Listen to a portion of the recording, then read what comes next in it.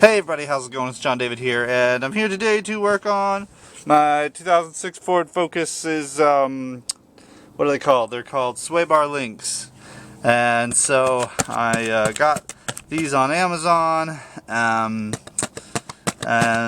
they are going to be awesome, hopefully, and we're going to learn how to take them off. I watched a video on the YouTubes, the View of Tubes, or the Tube of Views, and I learned a few things, but I wanted to make my own video because that guy was a potty mouth. And, you know, I don't know that I can make a better video, but I can surely make a cleaner video. So, let's open it up and see what we got.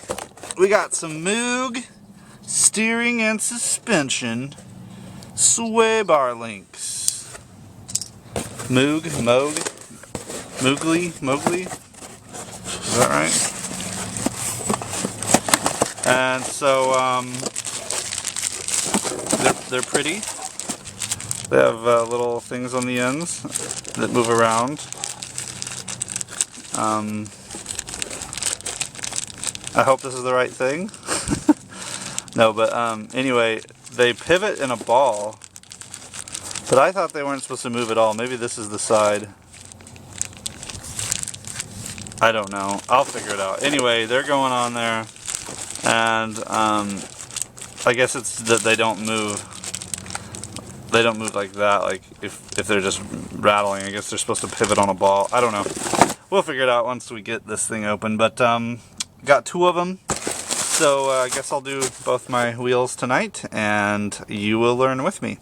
So first thing we got to do is go get our tools and break these bolts and get this wheel off, and well, we'll put on risers and stuff first, and that's what we're gonna do. Alright, so I got the jack in there, and as long as you get on a piece of frame, you don't really need to see that as a tutorial. So I lifted it up and put it on this jack stand. It's pretty high up in the air. It's up one notch on that jack stand, and then Josh got the old tire off, and so now we're looking at the brake assembly here, and so the culprit's behind this metal plate right here, and what we got to do is we got to take this nut off right here, and then there's a place, I don't know how it's attached there. I'm gonna figure that out, but it's been pretty wobbly for a while, so I hope it didn't do any other damage to anything. I mean, the tie arm, or what is that, tie arm thingy? I don't remember what this is called. I read all that stuff. Everything else looks good. The boots and the rubber fittings and all that goovery stuff looks great. So I'm not too worried about most of that stuff, but we do know that this has got a rattle. You've probably heard it in a lot of my videos. And so we're going to take some stuff off here, and we're going to figure out how that all goes together, and then we'll check back with you in just a second. So it gave me a little bit of a puzzle there, because wow, that is really wobbly. Oh my gosh, I can't believe that. Anyway, there's the guy that did it on his 2004 or 5, I believe. He actually put a hex wrench in the middle of this, and then put a regular wrench on the outside. And this nut, by the way, is 9/16. But what I found on these is that there's actually behind here, and you can see it like on the new one. You can kind of tell, and I use this as evidence. There's this part right here. It's not really a nut, but it's got flat edges on the side, so you can stick a wrench on it, and you hold this part steady while you turn this nut and tighten it on the outside. So I just use, I don't know if this is the right tool for the job, but it worked. It was a 14mm wrench on that inside, kind of a grabby thing back here, and then I don't know what to call that, but I put that on there, and then I used my 9/16 wrench on that nut on the other side, and I just kind of held it. It really wasn't that stuck. I didn't need bolt breaker spray or anything, but I can already feel that little ball joint back there, and it's super wobbly. So definitely know that this has been bad for a while. I'm sorry, car. I'm sorry, Red Ranger car, right, Josh? Yeah. And Josh has been helping me today, keeping me company, helped me break the bolts on the tire. Red Ranger car. And so now I'm going to get this brake line out of the way, get this thingy off here, and get this sucker taken off and replaced.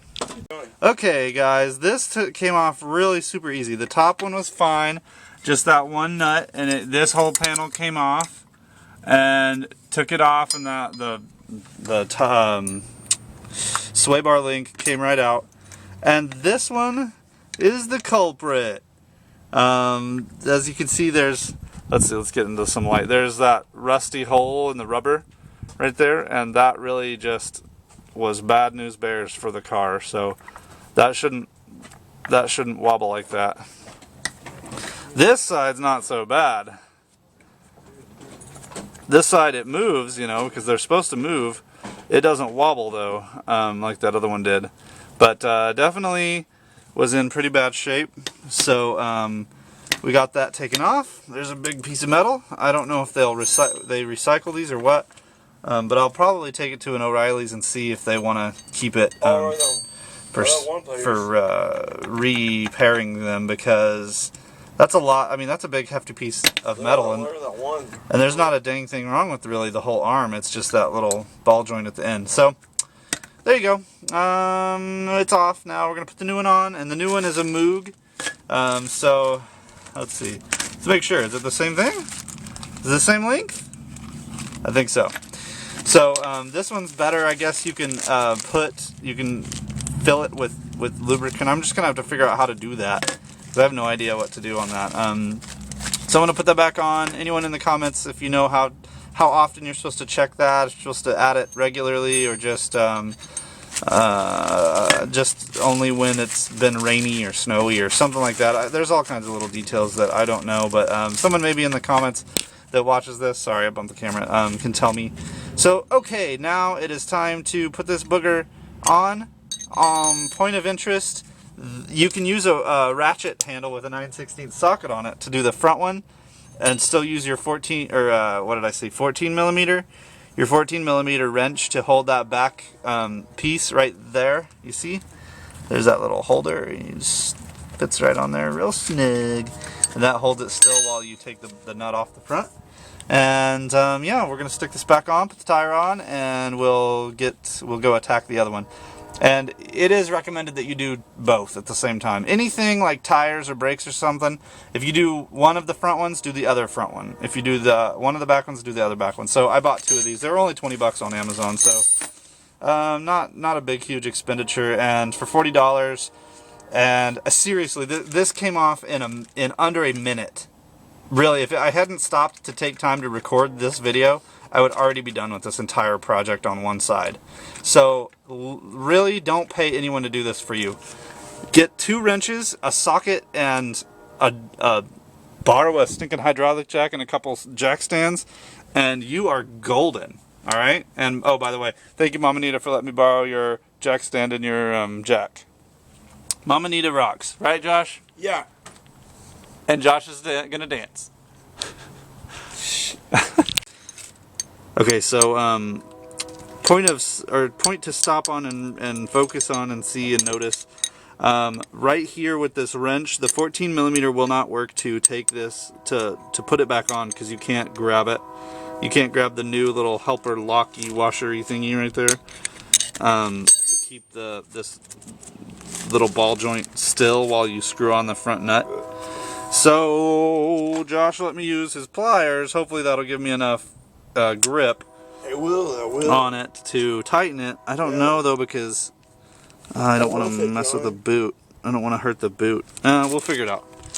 Anyway, and the other point is that nut that is on the new Moog sway bar link is bigger than a 9/16. It's actually a 15 millimeter. So you're gonna have to switch your socket, and when you get to the other side, I think I might be able to reach my socket driver back in there to tighten the other side. But we'll find out. Anyway, you need a 15 millimeter socket and a 15mm wrench, which I possibly have. Well, I just used a 14, so maybe I'll find the other one. I don't have a complete set of tools, but Josh, you have a 15. Well, I have a no, not the socket driver. I need a 15mm, but a wrench like this. I need a wrench that says 15 on it. So we'll see what happens. We'll keep you posted. Okay, so I was not able to find a wrench that would work for the front, or for the nut on the back side of this one, but I was able to fit, just without an extension, my socket driver back there, and just get enough movement to crank it slowly, and got it tightened up real snug. The only thing I don't know is that when I first put it in there, it kind of had to tilt. Like that bottom ball joint had to tilt a little bit to really make it fit. So I don't know if like it kind of adjusted itself back now, but there's just movement with that sway bar. It's just odd. It's an odd setup. I don't know why that's like that, but anyway, we've got this one tightened. This one's tight as I can get it. I might just talk to my brother-in-law. He knows a little bit more about cars. And see if it's right. It moves just a bit, you know, and with the ball joint there it moves. So, and I hope that's right. I hope that's what it's supposed to do. I don't know. But it doesn't move like as far as that socket, or not the sockets, but the little bolt and nut. Wrench. Right there. So, well, that's what we used to tighten it. Joshy is a wrench. So, that's one down, and don't forget to put this little panel back on, this piece of metal that's holding the brake line. I guess this is the brake line, probably. And I didn't unclip this or anything. I just took this off and laid it aside, and it was fine. It was out of the way plenty. There's plenty of space in here, but now I'm looking at these little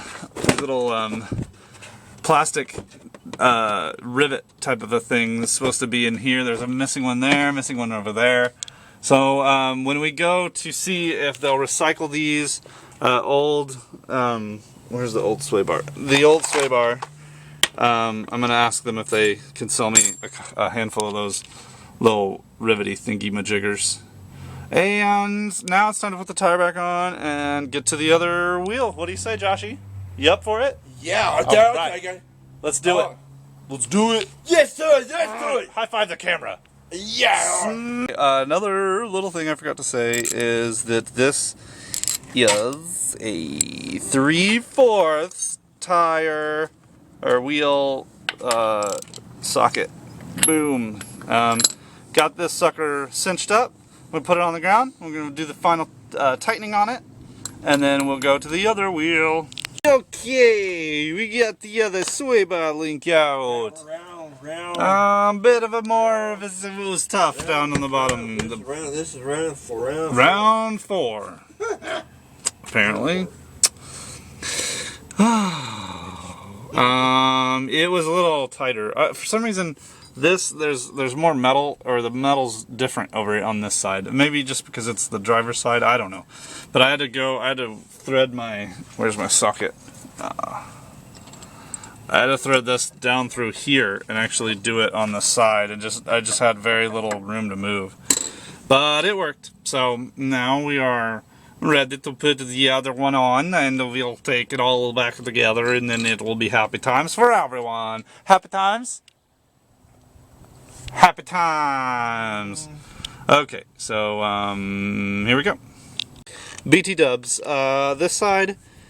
Similar problem, but this one, I don't know if this is a problem or not, but it's like stiff, like I can't move this one, the top, or was this the top or the bottom?